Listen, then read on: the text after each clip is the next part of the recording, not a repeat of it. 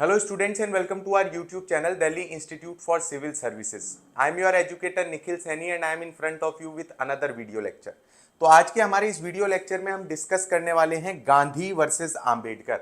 आखिरकार मैं ये टॉपिक क्यों लेके आया हूँ और किस कॉन्टेक्स्ट में लेके आया हूँ। गांधी वर्सेस आंबेडकर का कॉन्टेक्स्ट है regarding untouchability and caste system.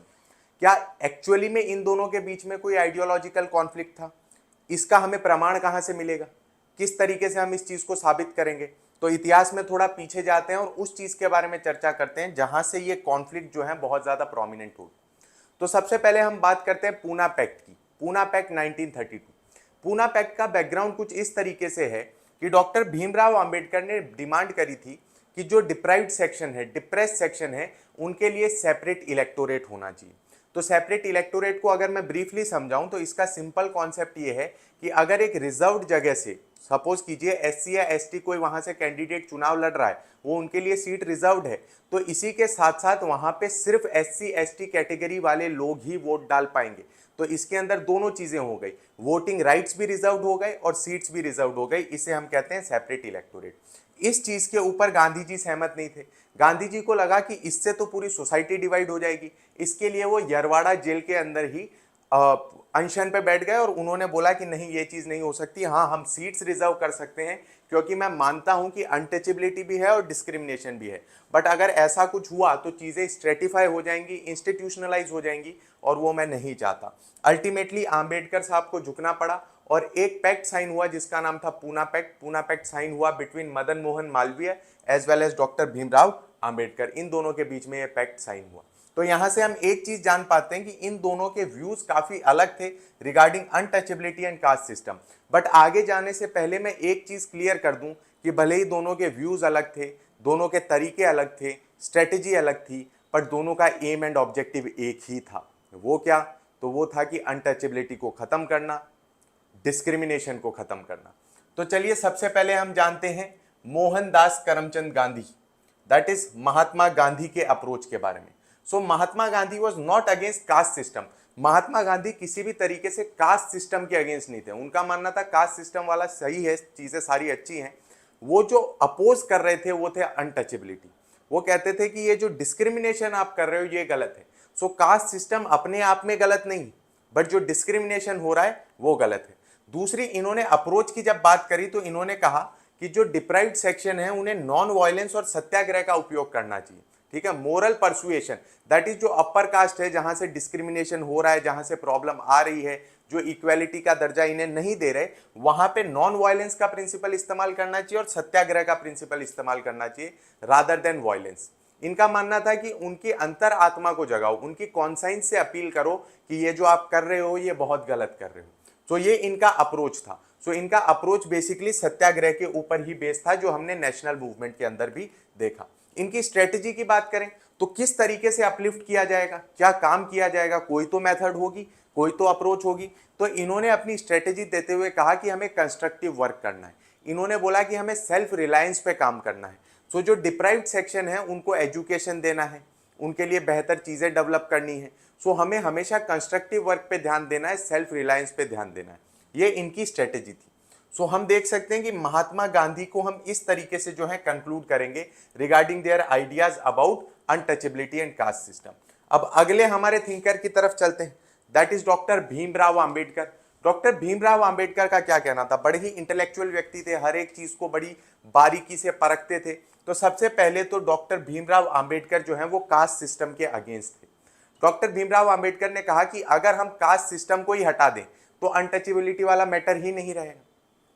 Doctor Bhimrao Ambedkar ने यह कहा कि अगर दूसरा नाम हटा दिया जाए, कि सपोज कीजिए मैं निखिल हूं, मैं निखिल सैनी वर्ड यूज करता हूं, तो सिर्फ मेरा नाम निखिल हो और सैनी वर्ड वहां से हट जाए तो क्या होगा? तो आप किसी तरीके से डिस्क्रिमिनेट ही नहीं कर पाओगे किसी व्यक्ति को। आपकी खुद की आइडेंटिटी भी डाइल्यूट हो जाएगी, अगले की आइडेंटिटी भी डाइल्यूट हो जाएगी। तो ये बात करते थे एनिलिएशन ऑफ कास्ट, की कास्ट सिस्टम को ही जो है उखाड़ के फेंक देना चाहिए, यही सारी फसाद की जड़ है। दूसरी, जब इनकी अप्रोच की बात करते हैं तो इन्होंने कहा नहीं, असर्टिव एंड ऑर्गेनाइज्ड अप्रोच होना चाहिए। जैसे इन्होंने टेम्पल एंट्री मूवमेंट चालू किया। इनका सीधा कहना था कि नहीं, नॉन वायलेंस और सत्याग्रह से कुछ नहीं होने वाला। जिन्होंने हमारा डिस्क्रिमिनेशन किया, जिन्होंने हमको एक्सप्लॉइट किया, हम कब तक उनकी मोरल कॉन्साइंस को जगाते रहेंगे, कब तक उनकी अंतर आत्मा के बारे में बात करते रहेंगे। डिस्क्रिमिनेशन तो हमारे साथ हुआ है, अब इसके बाद कितने हद तक जाके हमें इस तरीके की चीजें करनी है। तो इन्होंने कहा कि असर्टिव अप्रोच होना चाहिए और ऑर्गेनाइज्ड अप्रोच होना चाहिए, जो कि इनकी मेथडोलॉजी में भी आपको देखने के लिए मिलेगा, इनकी स्ट्रेटेजी में भी आपको देखने के लिए मिलेगा।